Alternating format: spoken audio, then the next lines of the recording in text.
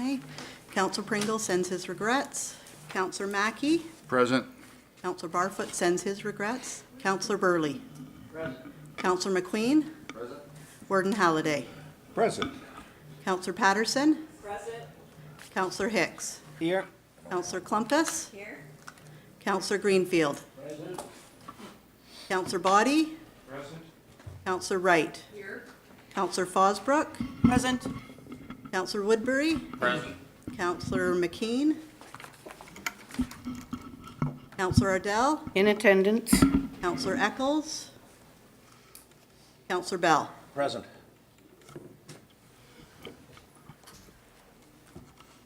We have quorum, I assume? Well, a few people are missing. But I guess with leasing and farming, we have a few down today. But they're all well, I understand. So, everybody has a declaration of pecuniary interest. They can declare it now or whenever it may arise. Or hold your peace. Seeing none, we'll move on to the adoption of the minutes.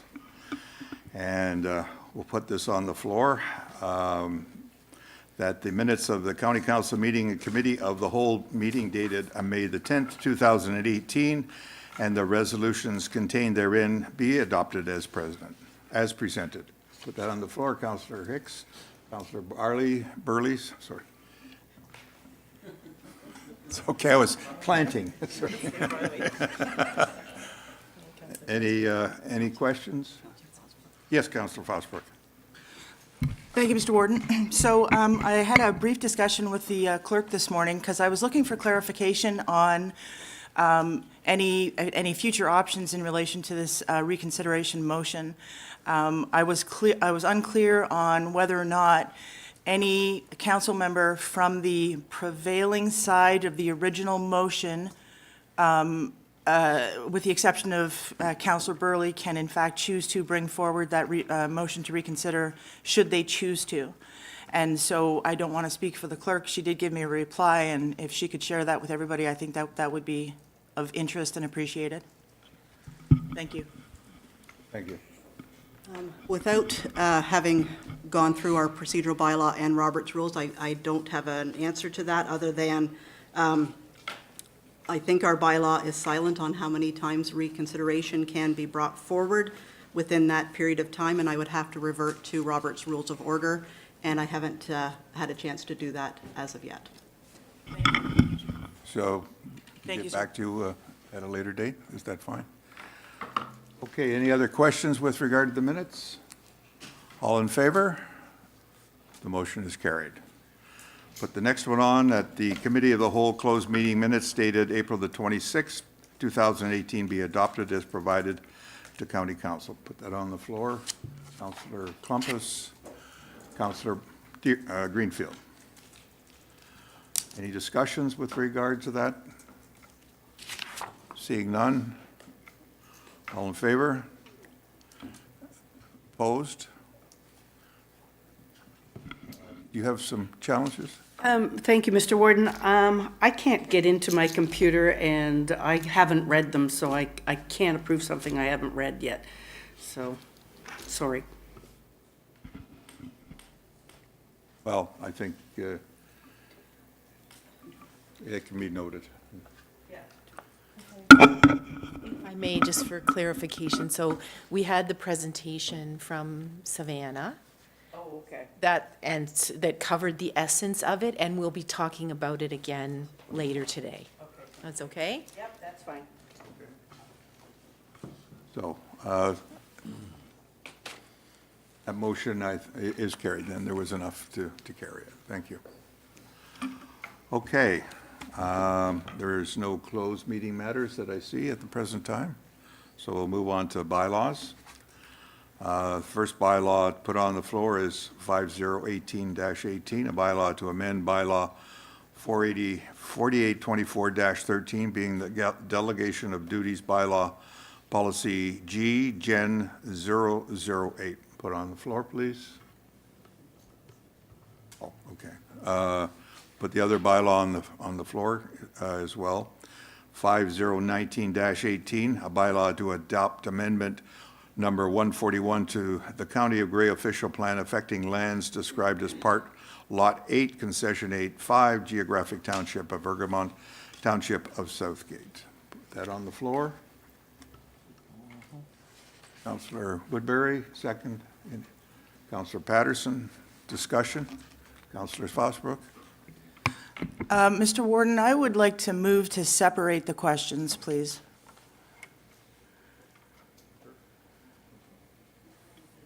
No problem. That's fine, they're two distinct. They're two Thank you. distinct quantities. We'll put the first one on as with the, going to separate the bylaws. So Councillor Woodbury and Councillor Patterson, you're okay with staying on 18-18? So we'll need Okay. okay. Seconder then to Councillor Fosbrook's, that the bylaws be separated and voted on separately. Seconder. Councillor Mackey. All in favor? That's carried. So they shall be separated. So we'll do 18 first.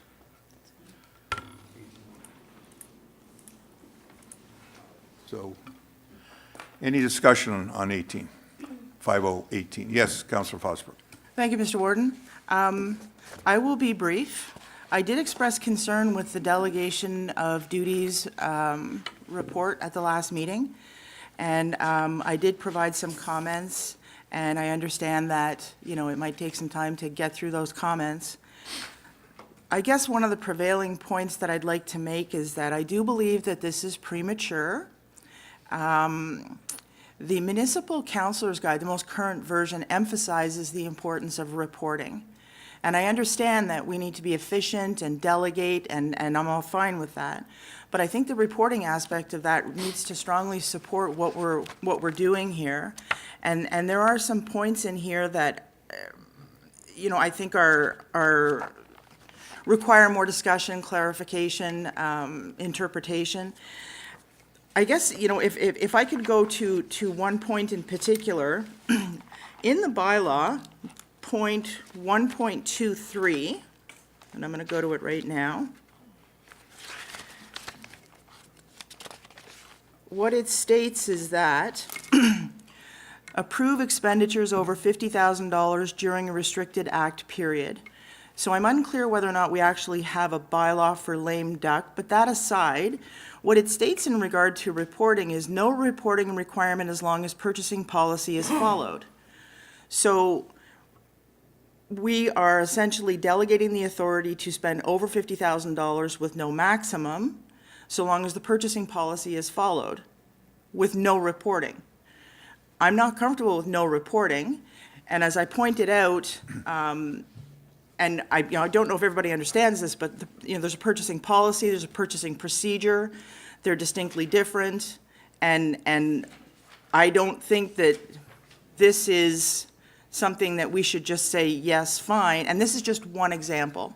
So I encourage council to reflect on whether or not this requires more discussion, because it's very important, very important. I'll leave it at that, sir. Thank you. Thank you. I don't know whether the CAA would like to maybe want to comment. I know you've been in discussions with the CAO, so I know you're working through some of the Right. concerns. Yes, Councillor Fosbrook provided a very thorough set of comments to me, but it was quite late yesterday, so I haven't had a chance. I would have liked to have been able to provide all of those answers to you this morning, and I just simply didn't have time to do that.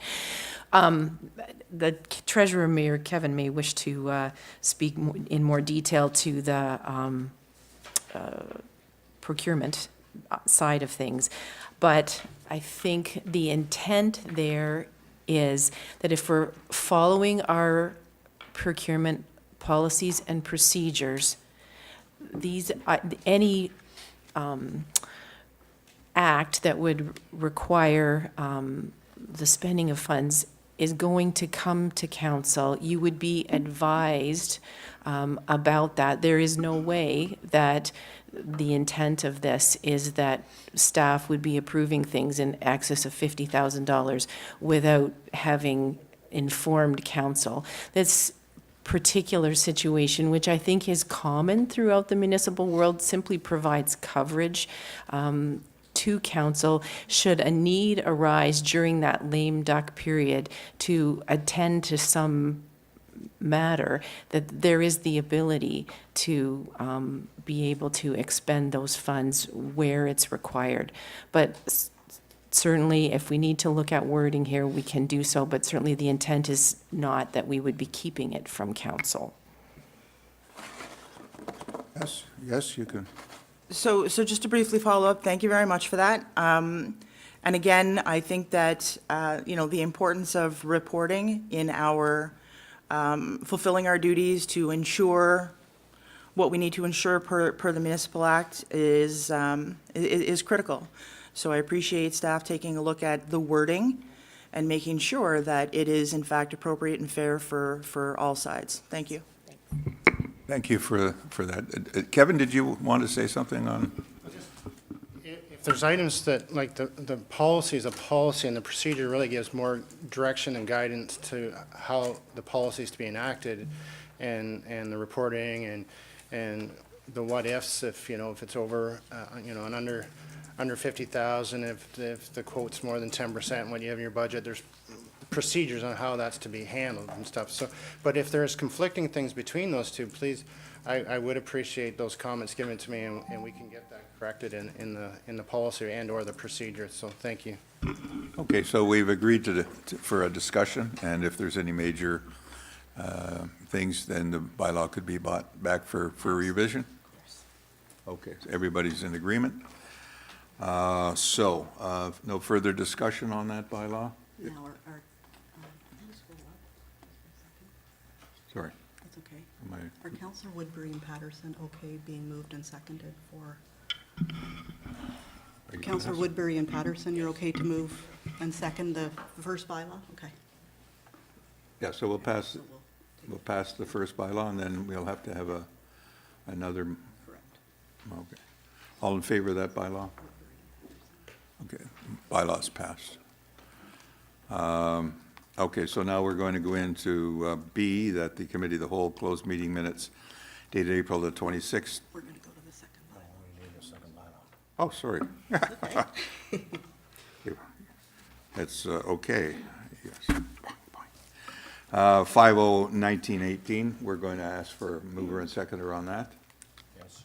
Councillor McQueen and Councillor Bell. All right, so that's the bylaw, 141. So anybody having any discussion on that particular bylaw? Seeing none, call the vote. All in favor? Thank you, that motion's carried. So we're into good news and celebrations. We can go around the table. Anybody would like to? Yes, Councillor Compass. Thank you very much, Mr. Warden. I actually have two. The first one is that, just in case folks haven't noticed it in the paper yesterday, it isn't often that individuals get recognized for the work that they do within the community, and it is my pleasure to bring to Council's attention to the fact that Councillor Greenfield was so honored a week ago now by the Grey Bruce Historical Society for the work that he's done, both as a playwright and as a thespian, an actor, good and bad actor. We're very, very proud. Bad.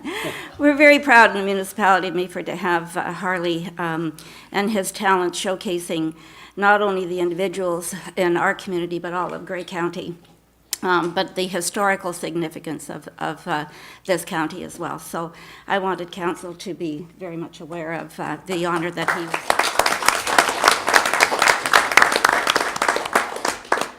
The second one, if I may, at council last time, we had a presentation from the Grey Bruce Health Services CAO, Lance Thurston, who informed us all that our hospital was saved, as was all of them, the family of hospitals within Grey Bruce Health Services. But he paid particular attention to the fact that the priority of the board will be to do sustainability plans for each of the sites. And included in our sustainability plan for the Meaford site, first of all, will be a fully functioning operating room, which we're very pleased to hear. But the second piece that I am just thrilled and delighted to be announcing at this point, it's just fledgling, of course, but we're going to be setting up a clinic, a PTSD clinic on the Meaford site that will be focused on beginning with in a partnership with the military and our Grey Goose Health Services, of course, and the Parkwood Clinic at the university in London, so St. Joseph's Hospital. So we are absolutely thrilled with this news, very excited about it. It will be focused primarily, to start with at least, on our military personnel and families. But I can see great opportunities here for Kevin's program, in conjunction with Kevin's program, and frontline workers everywhere. So very happy to share that news.